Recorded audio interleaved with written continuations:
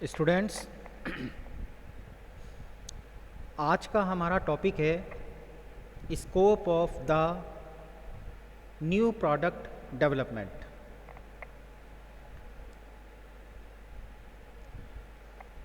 Last time मैंने आपको बताया था कि कंपनी न्यू रिसर्च करके, न्यू टेक्नोलॉजी को अडॉप्ट करके अपने कस्टमर्स की सेटिस्फेक्शन को बढ़ाने के लिए, उनकी रिक्वायरमेंट को पूरा करने के लिए नए नए प्रोडक्ट्स मार्केट में लाती है। इससे कंपनी के कस्टमर ही सेटिस्फाई नहीं होते, बल्कि इससे कंपनी का जो मार्केट है वो भी बढ़ता है, कंपनी की सेल इंक्रीज़ होती है, कंपनी की गुडविल इंक्रीज़ होती है, कंपनी का ब्रांड नेम इंक्रीज़ होता है और कंपनी जो है मार्केट में लंबे टाइम तक अपने कस्टमर को सर्विसेज दे सकती है और सरवाइव कर सकती है। तो इसीलिए हम न्यू प्रोडक्ट डेवलपमेंट कंसेप्ट पर काम करते हैं, क्योंकि पुराने प्रोडक्ट पुरानी रिक्वायरमेंट्स, पुरानी टेक्नोलॉजी से बने हुए होते हैं और वो उन्हीं को पूरा कर पाते हैं जो उस समय पर टेक्नोलॉजी अवेलेबल थी, उसके लिए वो बेस्ट थे। लेकिन जैसे जैसे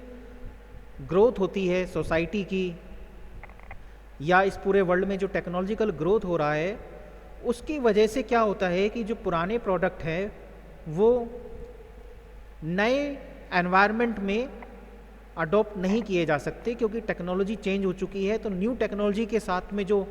अडॉप्ट करके चलें वैसे प्रोडक्ट हमें चाहिए होते हैं, और नई जो रिक्वायरमेंट आ गई हैं कस्टमर्स की, उनको पूरा करने के लिए उस प्रोडक्ट में ऐसी क्वालिटी होनी चाहिए। तो इन्हीं को ध्यान में रखते हुए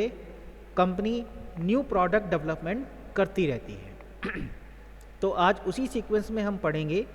कि जो न्यू प्रोडक्ट डेवलपमेंट है उसका स्कोप क्या है, उसमें कहाँ कहाँ तक हमें काम करना होता है। तो जिसमें सबसे पहले आता है product design decision. The decision to start the production of a product is included in the process of product development. Every producer and manufacturer decides before commencing the production whether it would be profitable for him or not। सबसे पहला जो काम होता है हमारा वो होता है कि जो न्यू प्रोडक्ट है उसको हमें बनाना चाहिए या नहीं चाहिए, ये डिसीजन लेना होता है। क्योंकि आप सभी जानते हैं कि हर कंपनी अपने प्रॉफिट को मैक्सिमाइज करना चाहती है, प्रॉफिट के लिए काम करती है। तो ये सबसे पहला स्टेप होता है कि कोई भी प्रोडक्ट हम मार्केट में निकालने वाले हैं तो हमें ये डिसाइड कर लेना चाहिए बनाने से पहले कि उसका प्रोडक्शन करना और मार्केट में उसका जो है रेस्पॉन्स उतना आएगा या नहीं आएगा, उससे हमारा जो प्रॉफिट है वो इंक्रीज़ होगा या नहीं होगा, ये हमें जो है तय करना होता है। और मार्केट सर्वे और मार्केट रिसर्च से हम ये जो है आसानी से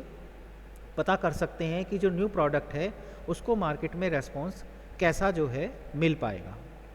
तो पहला काम होता है हमारा न्यू प्रोडक्ट डेवलपमेंट में प्रोडक्ट डिसीजन का। इसके बाद सेकंड आता है फिर इसमें size and design of product. The decision of size and design of the product is also a part of the process of product development. The size of a product may be small, medium और large. देखिए, product का जो design होता है, जो उसका size होता है, ये बहुत मैटर करता है, क्योंकि प्रोडक्ट जो है वो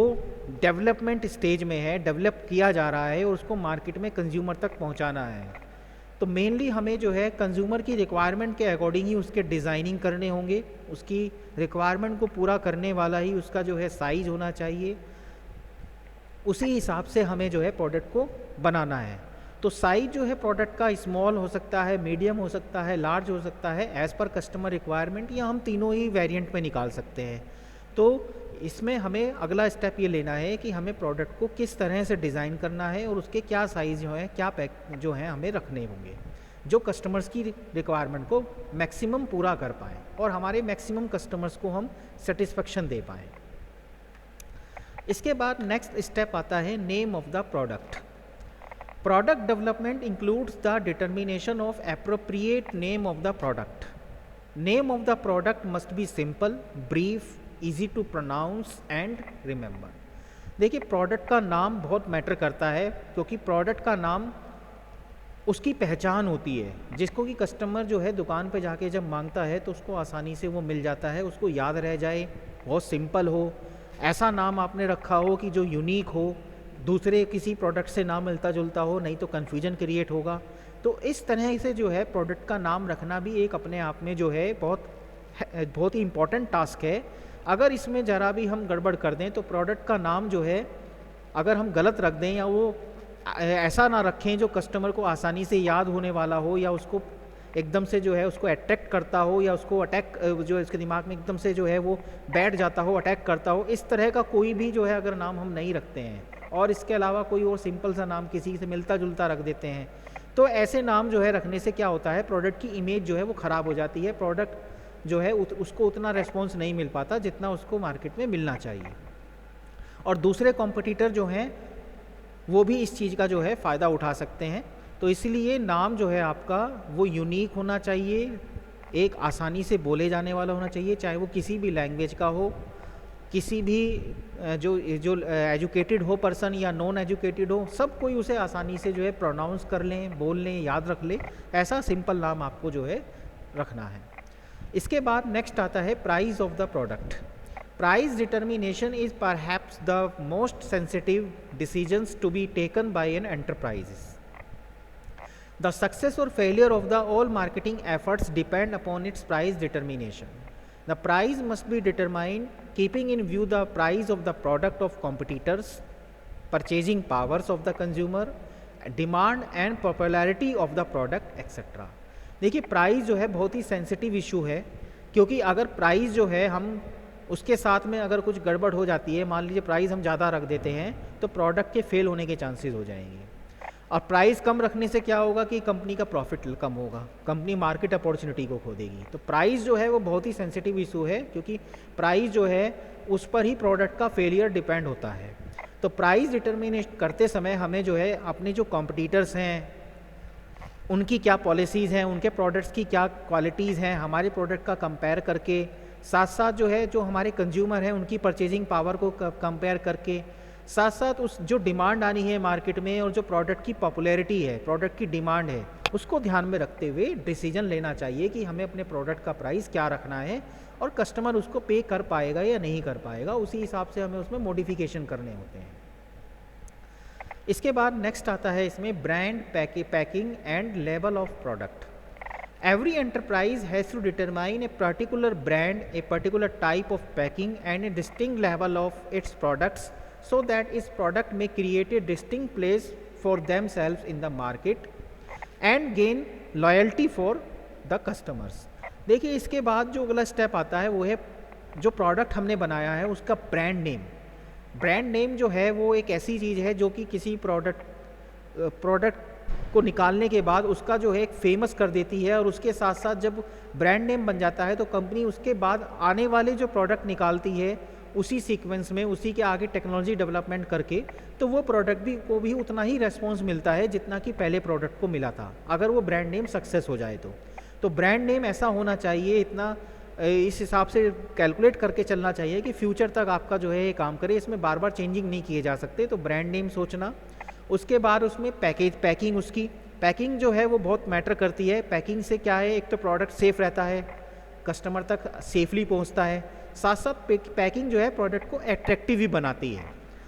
एक तो उसको सेफ करती है, साथ साथ उसको पैकिंग जो है उसको अट्रैक्टिव भी बनाती है, और साथ साथ उसका जो लेबलिंग है।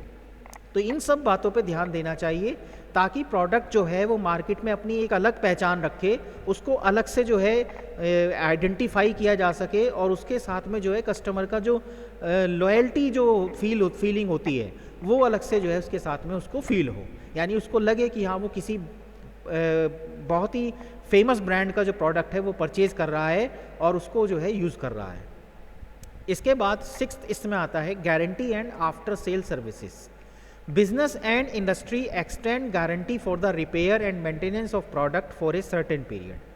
During the warranty period, free services are provided to the consumer if they have problem with the product they purchase. Business और industry जो होते हैं वो गारंटी को एक्सटेंड करते हैं, गारंटी को देते हैं ताकि जो है प्रोडक्ट की जो रिपेयरिंग है, जो प्रोडक्ट की जो मैन्युफैक्चरिंग डिफेक्ट है, उससे कंज्यूमर को सेव किया जा सके, उसको सेटिस्फाई किया जा सके कि अगर कोई प्रोडक्ट में कमी आती है, मैन्युफैक्चरिंग डिफेक्ट आता है, तो कंपनी उसके साथ है, कंपनी उसको फ्री सर्विस देगी, रिपेयर करके देगी। इससे क्या होता है, कंज्यूमर का विश्वास बनता है कंपनी के ऊपर और वो उनके प्रोडक्ट को बेफिक्र होकर खरीद सकता है और यूज़ कर सकता है। तो इस तरह की जो गारंटी और आफ्टर सेल सर्विसेज हैं वो हर कंपनियां प्रोवाइड करती हैं ताकि उनका ब्रांड नेम बना रहे और उनकी जो गुडविल है वो लगातार कस्टमर के बीच में इंक्रीज़ होती रहे। तो ये सारे जो फैक्टर्स होते हैं ये सभी जो हैं न्यू प्रोडक्ट डेवलपमेंट थॉट में आते हैं। न्यू प्रोडक्ट डेवलपमेंट करते समय हमें इन सब फैक्टर्स को ध्यान में रखना होता है।